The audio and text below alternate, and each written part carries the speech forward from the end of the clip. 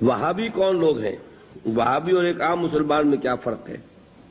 دیکھیے، وہابی کا لفظ بطور گالی استعمال کیا جاتا ہے، جیسے جماعت اسلامی کے لوگوں کو لوگ مودودیہ کہہ دیتے ہیں۔ تو اول تو یہ لفظ کسی شکل میں بھی زبان پہ نہیں لانا چاہیے، کبھی استعارتاً کسی شخص کو معین کر کے نہیں کہنا چاہیے کہ وہ وہابی ہے۔ یہ وہ یعنی توہین ہے جس سے کہ اللہ تعالیٰ نے روکا ہے۔ لیکن وہ کون لوگ ہیں جنہیں وہابی کہا جاتا ہے؟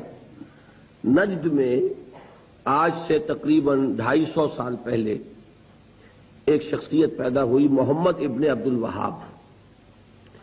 انہوں نے دین کی خدمت کی، دین کی اصلاح کا کام کیا، جو بھی مسلمانوں میں غلط چیزیں رائج تھیں، مشرکانہ اعتقادات، بدعات، ان کا قلقمہ کیا اور ایک تحریک شروع کی۔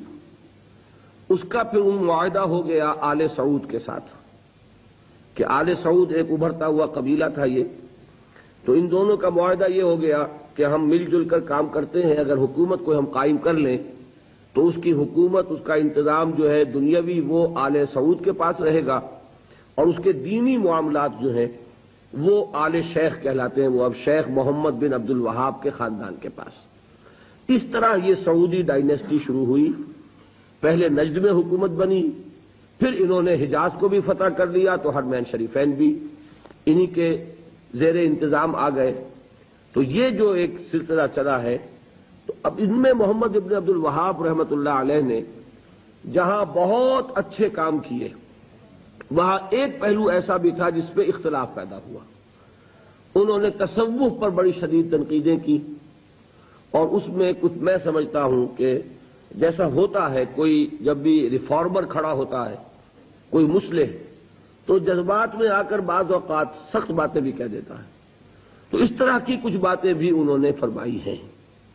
اس کا رد عمل ہندوستان میں خاص طور پر ہوا، اور انگریز نے وہاں پر جو شہیدین کی تحریک تھی، شاہ اسماعیل شہید اور سید احمد بریلوی رحمۃ اللہ علیہ، ان کی جو تحریک تھی، اس کو بدنام کرنے کے لیے یہ کہہ دیا کہ یہ انہی وہابیوں کے پیروکار ہیں، اور ہمارے ہاں بعض علماء نے پھر ان کی مخالفت اسی وجہ سے کی اور فتوے دیے ان کے خلاف۔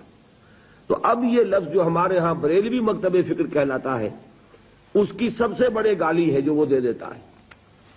وہ دیوبندیوں کو بھی وہابی کہہ دیں گے، وہ تو اب گالی دینے کی بات ہوئی نا، تو گالی دینی ہے تو دے دو جو چاہے۔ حالانکہ دیوبندی مکتب فکر کے علماء محمد ابن عبد الوہاب کی ہر بات کو نہیں مانتے، بلکہ وہ خود بھی تنقیدیں کرتے ہیں ان پر کہ ان معاملات میں انہوں نے حد اعتدال سے تجاوز کیا ہے۔ میں اس وقت فیصلہ نہیں کر رہا کون سی بات اور صحیح ہے یا نہیں ہے، میں صرف بات آپ کو بتا رہا ہوں کہ دیوبندی علماء کو بھی ان سے کچھ اختلافات ہیں۔ ہاں، ہمارے ہاں جو اہل حدیث حضرات ہیں وہ ان کے خیال سے کلیتاً جو ہے وہ متفق ہیں۔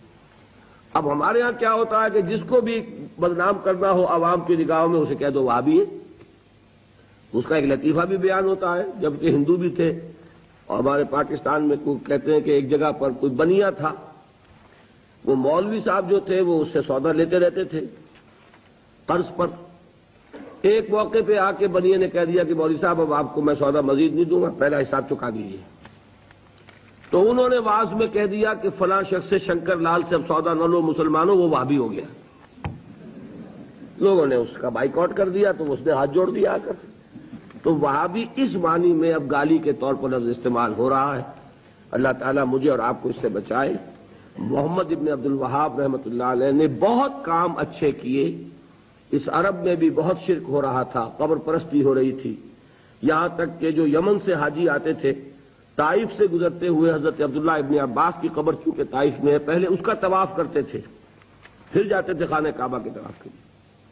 تو انہوں نے ان تمام چیزوں کو ختم کیا ہے، اور ابھی تک تو انہی کے اثرات تھے اصل میں کہ جو سعودی عرب میں چل رہے ہیں۔ اب جو نئی نسل ابھر آئی ہے تو وہ آل شیخ کا عمل دخل جو ہے وہاں بہت کم ہو گیا ہے۔ آگے حالات کیا ہوتے ہیں تو اللہ کے علم ہے۔ یہ ہے اصل شے، تو اس کو جو حقیقت ہے اسی تک رکھنا چاہیے۔